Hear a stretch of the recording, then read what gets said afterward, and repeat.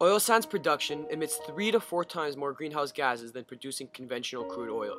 This makes it one of the world's dirtiest forms of fuel. The tar sands are the fastest growing source of greenhouse gas emissions in Canada. Canada's climate performance is the worst in the entire Western world. Carbon emissions from the production and processing of the oil sands have more than doubled in the last decade and are on track to double again.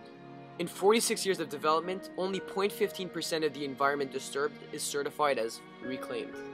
Over 30 million birds will be lost over the next 20 years due to tar sands development. Under current oil sands expansion plans, woodland caribou populations are expected to disappear. The oil sands underlie approximately 140,000 square kilometers of Alberta, an area about the size of Florida.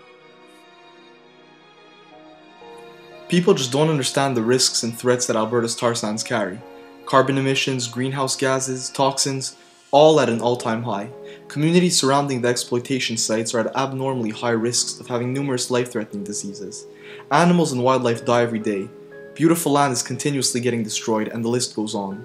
I don't know about you, but I hope to one day live in a clean, safe world where my kids can run around, play, and enjoy nature and the beauty of our world with no restraints, as we once did. If we don't do something about it before it's too late, however, that might remain just a dream. I'm Michael Lamar from Équiterre, and I want change. Even though our end goal is to completely eliminate the exploitation of tar sands, here at Équiterre we understand the concept and the importance of compromise. We understand all the pros and all the cons that oil sands have to offer. We also understand the irrational belief that it will somehow, someday disappear. Our goal is to look to the future instead of thinking about the present. We'd like to put money into renewable energy instead of constantly financing oil sands. These small steps could help brighten our future.